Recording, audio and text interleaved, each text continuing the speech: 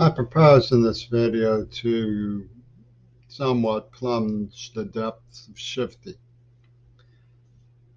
Let's not fool ourselves. Joe Biden and Kamala Harris talk about people making $400,000 a year not paying taxes. That's their constituency. They've never heard of somebody who's only makes $9,000, $10,000 a year from Social Security, which is me, because of cruel acts that left me disabled and working myself by the way in slave labors while not being paid through interrogation processes that are criminally deranged but originate in the U.S. government that doles out this impoverished situation. So we're not dealing with people who on Skid Row clawing the ground for $20 bills. Those people get incited by warriors making much more than $400,000 a year, and added to it with museum thieving. But it's but the catastrophic criminality of Seattle's sound, mental health sound, they call it now, had a ploy, a game, a gimmick. They cauldron. They put on a dash of the screaming child born to Agent Orange poisoning, a dash of the Vietnam veteran who came home screaming on the street because he felt betrayed by the homeland, a dash of the Rohingya bride who was abandoned by her husband and sold into slavery in Pakistan, a dash of the King Crimson loyalists who bombed and napalmed the inferior Asians, a dash of the Negro warrior in his unrelenting Black Panther finery, the hate that hate produced. The hate that hate produced come the witches stirring the cauldron, you see. And Brian Eno, he was sniveling behind the scenes with Yoko Ono at the Crystal Ball. He was sniveling thusly. There's a neuro agent twisting in the queerball's head. He must endure the unendurable, exactly as they said Hirohito should. Just exactly as Hirohito said the Japanese people should. The Americans must endure the unendurable.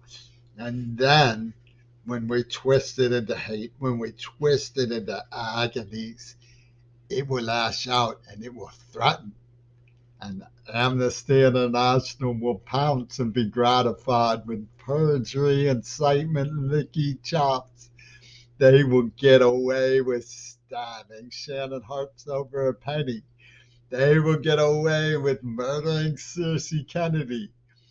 UW dialectical smells blood in the water. So we know basically the game that they wangled.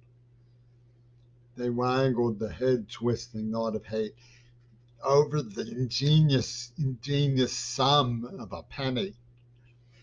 And this wipes out all ethics. This wipes out all consideration of pain. This makes a victim on victim chicken fight for extermination bacon. That's what they want. They want to see extermination bacon. They want to come, and Bobby Seale even had a name for it. He called Let's Have a Barbecue. Carnegie Mellon put that in print. Let's have a barbecue. And that's what's going to court. And I'm naming the people who did it. Rosa Hendricks, wasn't that the one? Rosa Hendricks. Hendricks believed in killing millions of grannies.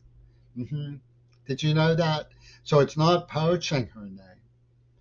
And no. It's anointing with the name. Hendricks believed in raping deaf children as comfort women for Sean Lennon. deaf Korean girls. He believed in that. Hendrix did. So it's not poaching his name to give it to Rosa Hendrix. It's anointing by his name.